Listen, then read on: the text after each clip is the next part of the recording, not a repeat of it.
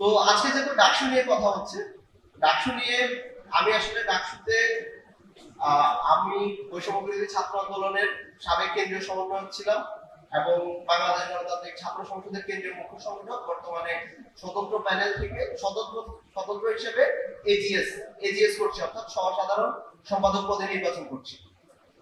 তো এখানে আসলে খুব বেশি কিছু বলবো না। এখানে আসলে যারা নির্বাচিত হয়, মানে ডাকসুর সাথে আমরা জনপ্রতিনিধি নির্বাচন, এই দুটো জিনিসকে প্রায় সময় ভুলিয়ে ফেলি। এটা হচ্ছে জনপ্রশাসনের যারা জনপ্রতিনিধি যারা নির্বাচিত হয়, তাদের কাছে আসলে কিছু প্রশাসনিক অথরিটি আছে, তারা চাইলে আসলে চেঞ্জ করতে পারে। কিন্তু বিশ্ববিদ্যালয়ে যেটা হয়, সেখানে আসলে শুধুমাত্র ছাত্র প্রতিনিধি নির্বাচিত হয় এবং সেই ছাত্র প্রতিনিধিকে অনেকাংশেই বিশ্ববিদ্যালয় প্রশাসনের উপর নির্ভর করতে হয়। তো এই জন্য কোন একটা পরিবর্তন আনতে হলে আপনার 5 বছর পরে, 10 বছর পরে কিংবা 28 বছর পরে ডাকসু হলে হবে না।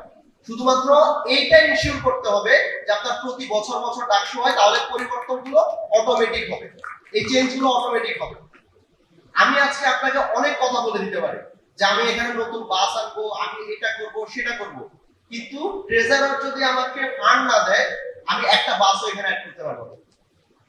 আমাকে যদি ভিসি একটা এজেন্ডা অ্যাড করার অনুমতি না দেয়, আমি এজিএস হিসেবে নির্বাচিত হওয়ার পর কিছু করতে পারবো না। তাই আমার কাছে মনে হয়, আমি ব্যক্তিগতভাবে আমি আপনাদেরকে এই কমিটমেন্ট দিব যে আমি যদি এখানে নির্বাচিত হই, আমি প্রত্যেক বছর ক্যালেন্ডার ইয়ারের অংশ হিসেবে যাতে ডাকসুটা অনুষ্ঠিত হয়, এটা নিশ্চিত করব। এবং আমার কাছে মনে হয় এটা নিশ্চিত করতে পারলে আপনার বিশ্ববিদ্যালয়ের যতগুলো সমস্যা আছে, সেই সমস্যাগুলো সমাধান হয়ে যাবে। কারণ আমাদের বিশ্ববিদ্যালয়ের সমস্যাগুলো সমাধান হয় না এখানে ছাত্র প্রতিনিধি নাই, এখানে শিক্ষার্থীদের কোনো রিপ্রেজেন্টেটিভ নাই। শিক্ষার্থীদের রিপ্রেজেন্টেটিভ শুধুমাত্র সিনেটে আছে, আর এই সিনেটটা ঢাকা বিশ্ববিদ্যালয়ে এক প্রকার অকার্যকর। আমরা আজকে থেকে দাবি তুলি যে সিন্ডিকেটেও আমার শিক্ষার্থীদের প্রতিনিধি লাগবে, মিনিমাম 2 জন প্রতিনিধি লাগবে। প্রতি বছর বিশ্ববিদ্যালয় প্রশাসন সিন্ডিকেট চালানোর জন্য হলেও সে ডাকসু দিতে বাধ্য থাকবে এবং তার ডিসিশন গুলো কিন্তু মেইনলি সিনেট, সিন্ডিকেট এবং যে একাডেমিক কাউন্সিল, এই 3টা জায়গা থেকে হয়। আমরা যদি এই 3টা জায়গাতে ছাত্র প্রতিনিধি রাখাকে আবশ্যক করতে পারি, তাহলেই কিন্তু আমরা এই যে ছাত্র প্রতিনিধি নির্বাচনের ক্ষেত্রে বিশ্ববিদ্যালয় প্রশাসনের শিক্ষকদের যে অনীহা, সেই অনীহাটা আমরা দূর করতে পারবো।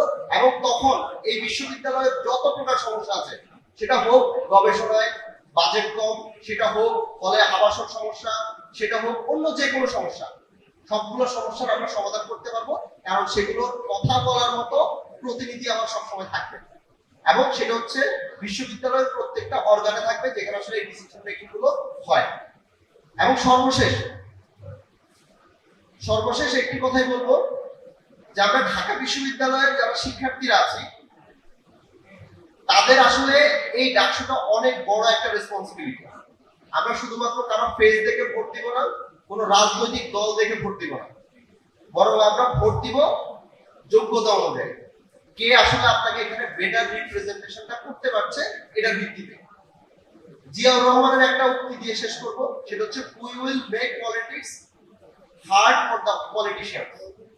এবং এই জিনিসটা আমাদেরকে করতে হবে যে আমরা এই পলিটিক্সটাকে পলিটিশিয়ানদের জন্য কঠিন করে তুলবো, যাতে তারা শুধুমাত্র তাদের পলিটিক্যাল ফেস এবং কয়েকটা কথাবার্তা দিয়ে হচ্ছে এখান থেকে বের হয়ে না আসতে পারে, বরং তাদেরকে তাদের যোগ্যতাও প্রমাণ করতে হবে।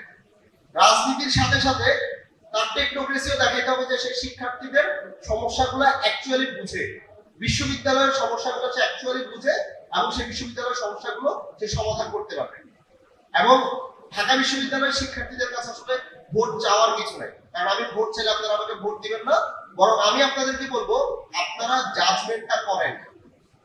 আপনারা প্রত্যেকটা প্রার্থীর প্রোফাইলটা চেক করেন, রিগোরাসলি চেক করেন, তার হিস্ট্রিটা চেক করেন, কাকে ভোট দিবেন এটা আপনি সিলেক্ট করেন। আমি বলবো না যে আমাকে ভোট দেন, যদি আপনার কাছে মনে হয় আমার থেকে যোগ্য কোনো এজিএস প্রার্থী আছে, আপনি তাকে ভোট দিবেন। এবং এই জিনিসটাই হচ্ছে আমাদেরকে নিশ্চিত করতে হবে। তাহলে আমার এই ডাকসু একবার হলে, একবার যখন হতে থাকবে বারবার, তখন আমার যত রকমের সমস্যা আছে প্রত্যেকটা সমস্যারই সলিউশন সম্ভব।